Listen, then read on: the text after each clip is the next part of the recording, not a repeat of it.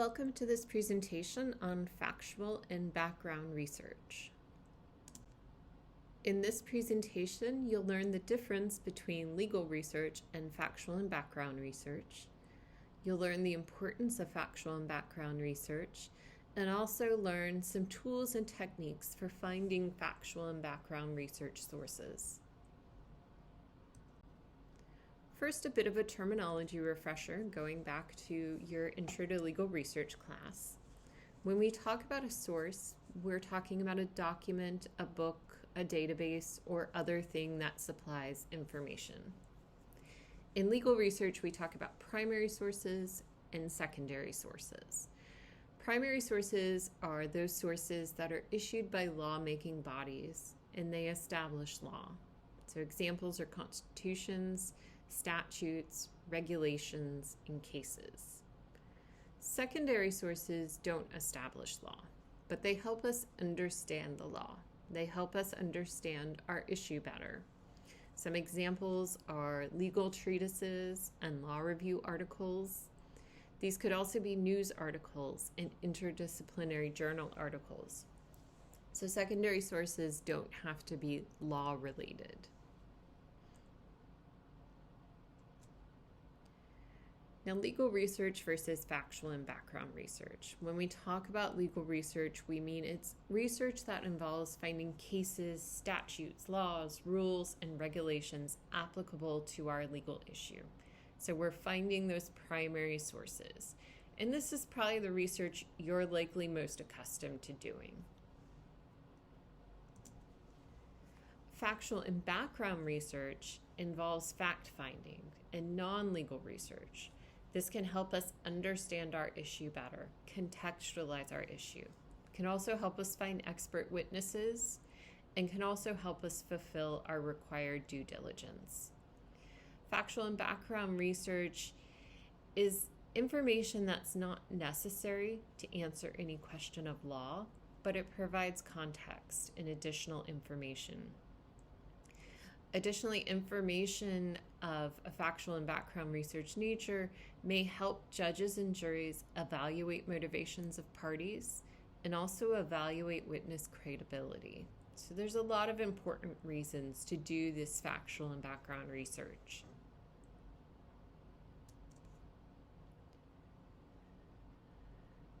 Prominently, factual and background research helps you understand your issue better. It can help you understand where to look for those primary sources. It can help you understand what primary sources might be most helpful or most relevant to your issue. It also helps you evaluate motivation of parties. For example, say your client is a big corporation. You might have to understand what are their financial motivations. So you might have to look at their financial documents. And that type of information. It can also help you identify potential expert witnesses. Now, some types of factual and background research include public record searches, finding property information, such as using Google Maps to see maybe a property has changed since the Google Maps car drove by. Also, maybe identifying traffic patterns if you're dealing with traffic accidents. You can also find information on businesses and corporations, and this can include information on mergers and financial information. Now, you might have to actually try to find archived old websites from businesses. And in this module, you're going to look at a video on the Wayback Machine and also read an article about the Wayback Machine. And this is one way to find archived websites. So looking back at maybe what a business, maybe a pharmaceutical business that had a recall, you can look back and see when did they publicize that recall on their website, and what can that tell us about your issue. Other types of factual and background research are researching statistics. This can include the Census Bureau data or health statistics. And also researching scientific and medical information. This could be pharmaceutical information. This could be studies about what are some of the risks of a certain drug. Maybe you have a client who has been impacted by a drug and you need to look into what were the studies that were done into this drug and how might that help your client. In the health and medical related realm of factual and background research, you might be doing pharmaceutical industry research, and this might be on a specific company like Merck or AstraZeneca. It might also be on trade groups like pharma. Also looking at health industry research. As much as we might hate it, healthcare in the United States is a big business, so we often have to research health-related issues from a business standpoint. Also researching healthcare provider information, looking for basic contact information as well as information on licensing. Maybe where is the provider licensed to practice, and maybe where have they been sanctioned? And also expert witness research. This includes both finding expert witnesses to help support your case and perform defensive research on experts called by opposing counsel. So now we're going to look at places to look for factual and background research. And factual and background research is very broad and it is dependent on your issue. So the sources we're going to go over in the next few slides are just a few. There are many, many factual and background research sources out there. Some resources for researching people.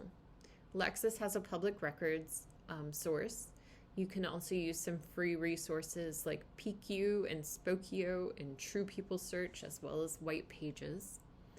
Also searching vital records. Here in Maryland, we have recently reclaimed the records, recently published the Maryland Motherlode, which is this large collection of vital records. It's all available freely online now for like birth certificates, death certificates, all searchable online. Find a Grave can also help you find vital records. This is a resource that's often used by genealogists, people doing genealogy and ancestry research, but it can also help you to see maybe when somebody passed away. And then the Vital Statistics Administration in the Maryland Department of Health also provides information. On Westlaw, you can find factual and background information on Westlaw, including Business Law Center and Company Investigator. So if you're looking into a corporation, looking into their financials or when they may have come into being.